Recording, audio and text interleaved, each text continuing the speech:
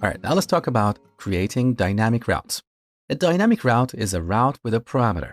For example, here in the users folder, let's create a new folder. Now, let's say we want to pass an ID here. So we wrap it in square brackets like this. This is our route parameter. Now, we could call this anything. It doesn't have to be ID. It could be user ID, username, and so on. Now, in this folder, once again, we create a page file and create our page. Let's call this user detail page. Now, to access our route parameters, we need to pass props to this component. In my React course, I showed you how we can use props with TypeScript interfaces. So here we create an interface that defines the shape of our props object. We can call this props or anything we want. Then here we say that in the props for this component, we have a property called params, which is an object.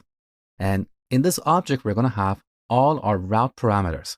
Currently, we have a single parameter that is ID of type number. Okay.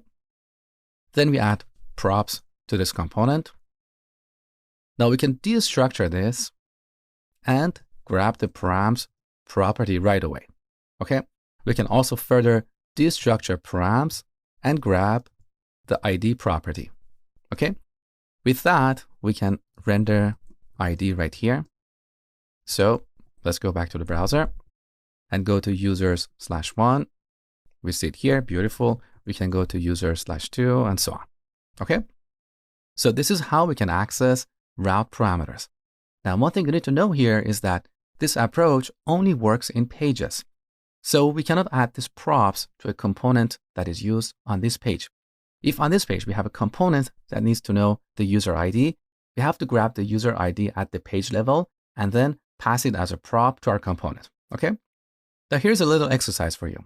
Let's say we want to build a route like this, users/ID/photos/ID. So here we have two route parameters. Spend a couple minutes on this and then come back see my solution.